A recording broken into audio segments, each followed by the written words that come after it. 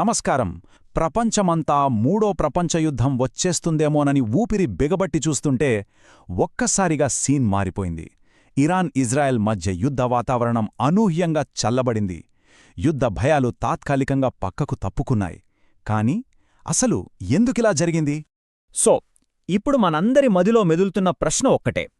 ఇది నిజంగా శాంతి దిశగా వేస్తున్న అడుగా, లేకపోతే రాబోయే పెను తుఫాను ముందుండే ప్రశాంతత?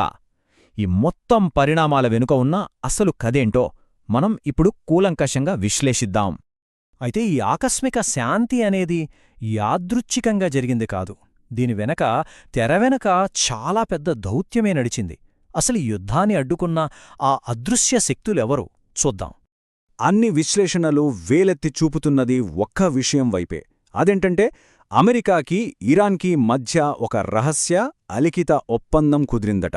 ఈ ఉద్రిక్తతలను తగ్గించడానికి అమెరికా తెరవెనక ఉండి కీలకమైన మధ్యవర్తిత్వం నడిపింది అన్నమాట. ఇక్కడ చాలా ఆసక్తికరమైన విషయమేంటంటే అమెరికా, ఇరాన్ ఈ రెండు దేశాల లక్ష్యాలు కూడా తాత్కాలికంగా ఒకే లైన్లోకొచ్చాయి. ఎలాగంటే అమెరికాకేమో ఈ ప్రాంతాల్లో మరో పెద్ద యుద్ధం అస్సలిష్టం లేదు. అదే టైంలో ఇరాన్ తన పవర్ ఏంటో చూపించాలి, కాని పూర్తిస్థాయి యుద్ధంలోకి దిగకూడదు అని భావించింది. ఈ సున్నితమైన బ్యాలెన్స్ వల్లే ప్రస్తుతానికి దాడులాగాయి. మరి ఇరాన్ లెక్కేంటి? వాళ్ల ప్లాన్ చాలా క్లియర్గా ఉంది. ఒకటి, తమ క్షిపణులు ఇజ్రాయెల్ యొక్క అడ్వాన్స్డ్ ఐరన్ డోమ్ డిఫెన్స్ సిస్టమ్ని కూడా ఛేదించగలవని ప్రపంచానికి గట్టిగా చూపించింది. ఇదొక రకంగా వాళ్ల పవర్ డెమాన్స్ట్రేషన్. కాని అదే సమయంలో అంతర్జాతీయంగా వాళ్లమీద ఒత్తిడి విపరీతంగా పెరిగిపోయింది.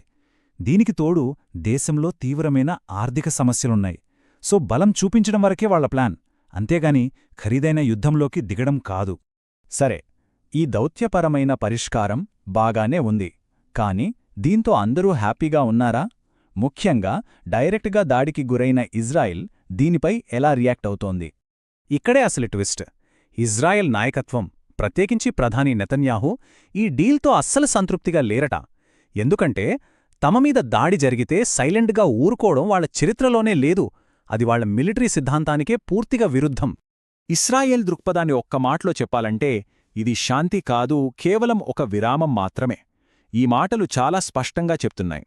అంటే వాళ్లు ఈ విషయాన్ని ఇక్కడితో వదిలిపెట్టే రకం కాదు. కేవలం సరైన సమయం, సరైన అవకాశం కోసం కాచుకొని కూర్చున్నారు. అయితే ఈ గొడవంతా కేవలం ఆ రెండు దేశాల మధ్య మాత్రమే అనుకుంటే మనం పప్పులో కాలేసినట్టే.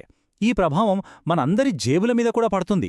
ఈ ఘర్షణ ప్రపంచ ఆర్థిక వ్యవస్థను ఎలా అతలాకుతలం చేయగలదో ఇప్పుడు చూద్దాం. ప్రపంచ ఆర్థిక వ్యవస్థకు తక్షణ ముప్పు ముడిచమురు ధరల రూపంలోనే వస్తుంది. చూడండి, ఇప్పటికే ఈ టెన్షన్స్ వల్ల ధరలు పెరిగాయి. ఒకవేళ ఇది పూర్తిస్థాయి యుద్ధంగా మారితే బ్యారెల్ ధర ఎక్కడికో వెళ్ళిపోతుంది. దాని ప్రభావంతో ప్రపంచవ్యాప్తంగా పెట్రోల్, డీజిల్ ధరలు మండిపోతాయి. ఇది కేవలం చమురు ధరలతో ఆగిపోదు.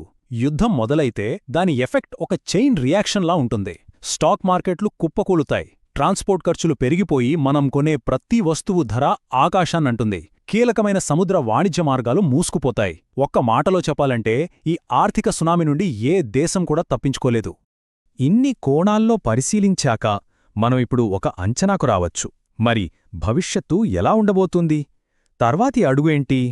ఫైనల్గా చెప్పాలంటే తక్షణ యుద్ధమేఘాలు తొలగిపోయిన మాట నిజమే. కాని బూడిద కింద నిప్పు ఇంకా రగులుతూనే ఉన్నట్టు ఆ దేశాల మధ్య టెన్షన్స్ ఇంకా ప్రమాదకరంగా ఉన్నాయి. ఏ చిన్న నిప్పురవ్వ పడినా ఇది మళ్లీ పెద్ద మంటగా మారే ప్రమాదం పొంచి ఉంది. ఇప్పుడు మన ముందు మిగిలింది ఒకే ఒక్క ప్రశ్న. ఇజ్రాయెల్ ఈ అవమానాన్ని మౌనంగా భరిస్తుందా, లేక సమయం చూసి ప్రతీకారం తీర్చుకుంటుందా? ఈ ప్రశ్నకు కాలమే సమాధానం చెప్పాలి. ఈ సంక్లిష్టమైన అంశంపై మీ అభిప్రాయం ఏంటో మాతో పంచుకోండి. కింద కామెంట్స్లో తెలియజేయండి. ఇలాంటి మరిన్ని లోతైన విశ్లేషణల కోసం మా వేదవ్యాస అకాడమీ ఛానల్కు తప్పకుండా సబ్స్క్రైబ్ చేసుకోండి. ఈ విశ్లేషణను మాతో పాటు వీక్షించినందుకు ధన్యవాదాలు.